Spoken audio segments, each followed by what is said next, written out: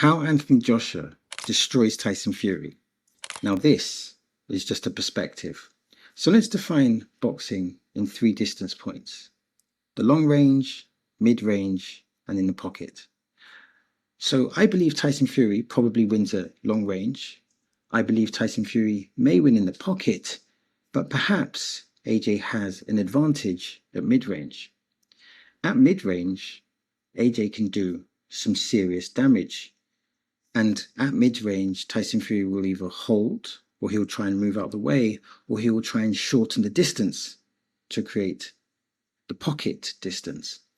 And therefore, we have the puzzle of Tyson Fury, an intelligent boxer who knows how to adapt accordingly.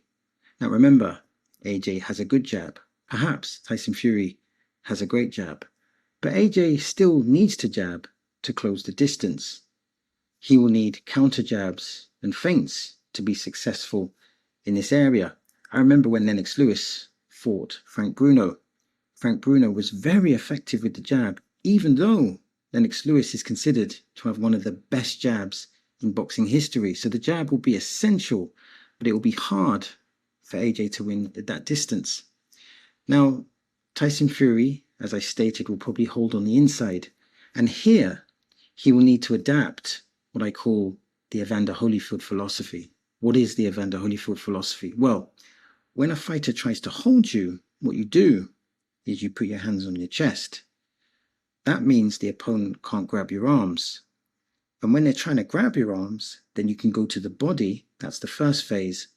But then on the second phase, then you can go to the head. Now, this is the philosophy of Don Turner, who actually trained Evander Holyfield for the later part of his career, for when Evander fought Mike Tyson. And I say it's part because I've added to it, but the main part of the philosophy is putting the hands to the chest. And this is exactly what AJ needs to do. When Tyson Fury reaches out, put the hands to the chest and then let the punches go. So this could be a very important strategy. And remember, Tyson Fury is good at adapting. So if you do it too much, then he'll start throwing the right hand down the middle. So he needs to be able to adapt. But this could be a very successful strategy in the beginning parts of the fight. Also, if Anthony Joshua tries the overhand right, which is a punch that he'll probably want to land, he needs to disguise it with feints or potentially follow it through from the double jab. So the double jab and then the overhand right. And also, if you look at Fury, particularly, if you look at the way Fury fights, he likes to step to his right. He likes to step to his right. That's the angle that he really likes. And that creates a nice angle for his right hand. So you have to try to take that away from him.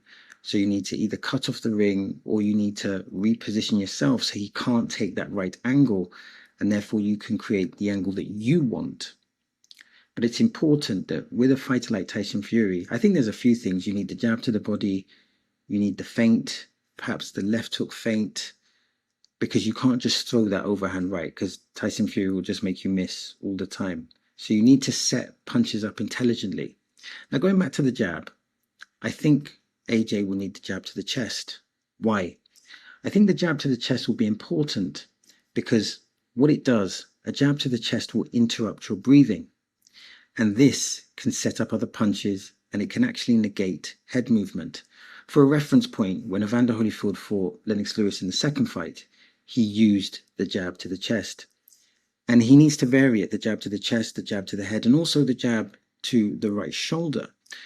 And what you're doing here is you're taking the right hand away, or you're causing disruption with Tyson Fury's right hand. And this can be a very effective weapon. I also think that at the mid-range or on the inside, AJ should consider doubling up with the left hook or tripling the left hook. And what you want to do here is you want to condition Tyson Fury to anticipate the left hook. So then he's gonna make that adaptation with the hand placement. But this is a deflection strategy because once you start hitting him with that left hook, then you can introduce that right hand and then you increase the chances of landing the right hand. Let me give you an example. If you hit a guy with 100 jabs like Larry Holmes would do to his opponents, when he throws the right hand, then he creates a greater opportunity with hitting you with the right hand because now you're focused on that jab. And remember, with Larry Holmes, speaking specifically in the Larry Holmes context, they said his jab was like a straight right, so you had to pay attention. And as I've stated, feint with that left hook to land that right hand. And there's other elements as well. I think the body work would be a good investment, but it's how you set up the body work. When I say double and triple the left hooks, maybe put the left hook to the body and then the left hook to the head, or the left hook to the head and then the left hook to the body. But the body work, and the body work is multifarious. It can come from the jab to the body, jab to the chest.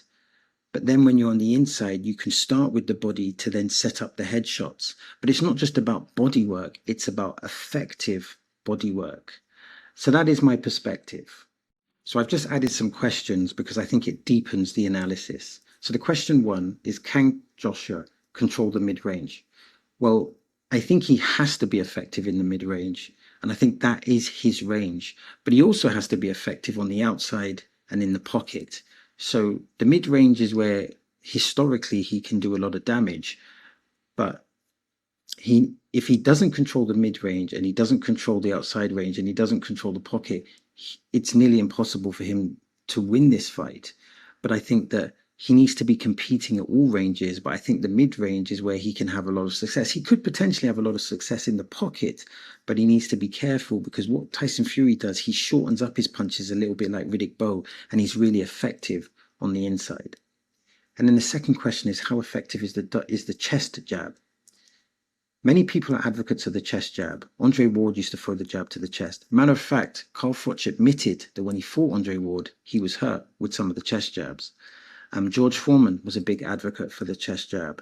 And Evander Holyfield used the chest jab, particularly later in his career. So I think the chest jab is really effective, but you have to put it behind the feint, because if the opponent can see it coming, then you can just throw the right hand over the top. So it's a punch that's easier to counter. So you have to feint, and you have to be very intentional, and you have to be able to disguise it to be able to land it. The third question is, can feints help Joshua land the right hand? Of course they can. So, you could do the double feint to land the right hand. You could do the left hook feint to land the right hand. The feint, and when we talk about feint, it's important that you feint effectively. And that's a question, how do you feint effectively? So if you hit an opponent with a left hook, and then they're thinking about a left hook, and then you feint with the left hook, and then you get their right glove up, and then you throw the right hand, that to me is feinting effectively, and then you're setting a trap. So the feints can land the left hand, but also you can feint with the right to land the left hook. So you can use the feints in multifarious manners. And make no mistake, Joshua may have the more power in the right hand, but he'll also knock you out with the left hook if he can land cleanly. So it's about making adaptations, and this is what I'm talking about when we speak about boxing IQ. And how can Joshua stop Fury's clinch? Again, talking about the hands into the chest. I think that'll be really important. Also, I think it's important to kind of step to the right to enable that angle for the left hook, because the left is closer to the opponent. So it's important to get that left hook. If you can land the left hook, then you might be able to land the right hand. And then, can Joshua break down Fury with body shots? Yes, but they have to be effective body shots. Canelo's really good at landing effective body shots, because he'll start with a right uppercut to the head and then he'll throw the left hook to the body. So it's about setting up the body shots. It's about being intentional and intelligent with your body work. And can Joshua take away Fury's angles? That's going to be difficult, because Fury in his prime had really good reflexes. So that's easier said than done, but he needs to be aware of the danger. He needs to catch and counter, and he needs to at least challenge him, and he needs to make it difficult for him to try. Because if he allows Tyson Fury just to step to his right and start shortening up his punches, throwing that short left hook straight right, then lead him with the right hand and then getting away from the counter, it's just going to be a nightmare. And the final question is, does Joshua have the power to stop Fury? Definitely. My understanding is Anthony Joshua hits very hard. Maybe not as hard as Deontay Wilder, but he definitely hits hard enough to score a knockout. So here is my final statement. Think of this. Joshua does not need to beat Fury everywhere. He only needs to control the distance where he is the most dangerous. And I think that's the mid-range. Sharp jabs, chest attacks, body work, feints, angles, and then the right hand. Fury will move, hold, smother, adjust. That is the puzzle that he presents. Joshua, he must stay disciplined, stop the clinch, negate the jab, and condition Fury to expect the left hand. Then he needs to change the pattern. If AJ can control the middle distance, he can break Fury down and win the fight. So that's the end of the video. Now I'm trying to build a digital boxing community, and that means I'm interested in your thoughts, I'm interested in your perspectives, and I'm interested in your observations. Now, if you want to support the channel, press like, hype, and subscribe. And if you want to watch more content like this, then simply click here or click here. As always, thanks for your time. It is much appreciated.